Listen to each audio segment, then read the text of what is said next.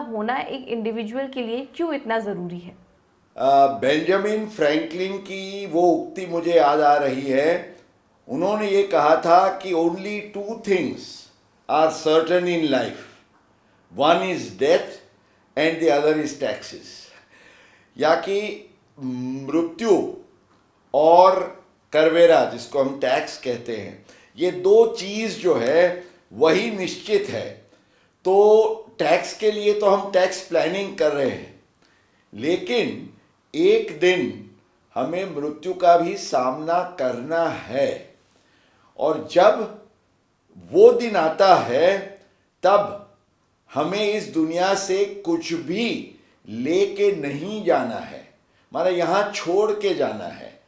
तो जो कुछ हम छोड़ के जाने वाले हैं और जिनके लिए छोड़ के जाने वाले हैं, वो भी खुश रहे, वो भी हमें याद करे कि भाई हमने जो कुछ छोड़ा उसके पीछे उनके लिए कोई चिंता का कारण भी तो नहीं छोड़ा। क्योंकि अगर कोई व्यक्ति अपनी प्रॉपर्टीज का ठीक ठाक सोच विचार करके वसीयत नहीं बनाता है, तो उसमें से बहुत सारी मुसीबत भी खड़ी हो सकती है, समस्याएं खड़ी हो सकती है। ये समझने के लिए हमें आवश्यक है सबसे पहले ये जानना जरूरी कि अगर वसीयत नहीं है तो कोई भी शख्स अगर जब ये दुनिया में नहीं होता है तो उसकी जो भी मिल्कियत है वो कैसे उसका डिस्ट्रीब्यूशन या डिवोल्यूशन होता है। हम एक सेक्युलर स्टेट है, इसलिए हर एक के अपने अपने जो कानून है उसको रिस्पेक्ट किया गया है। अब हिंदूज के लिए we have the provisions of Hindu succession act, Mohammedans के लिए उनका मुस्लिम लॉ है, पारसीज के लिए इंडियन सक्सेशन एक्ट की जो प्रोविजंस हैं वो उसमें कवर होती है। और जैसे हम जानते हैं हिंदू सक्सेशन एक्ट में जैन और सिख और बुद्धिस्ट का भी समावेश हो जाता है।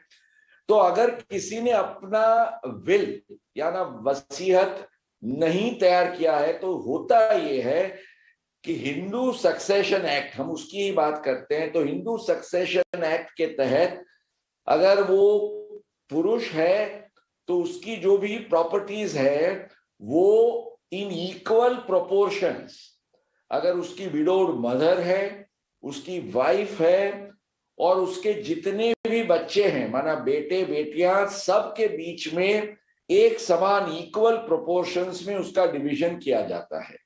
तो ये ध्यान में रखने वाली बात है। अब आपने विल छोड़ा नहीं, क्योंकि हमेशा ये जरूरी नहीं है कि हर एक को आप एक ही तरीके से डिवीजन प्रॉपर्टीज का देना चाहें।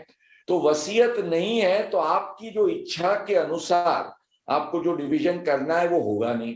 इसके कारण बहुत सारे सोशल या तो फैमिली प्रॉब्लम्स भी खड़े हो सकते हैं। इसलिए भी तो सोशल पॉइंट ऑफ व्यू से वसीयत का बहुत महत्व है।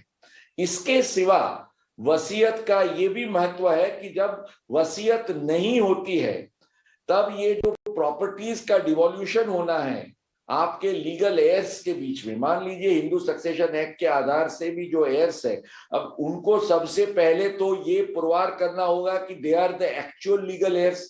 अब इसके लिए सक्सेशन सर्टिफिकेट मांगा जाएगा।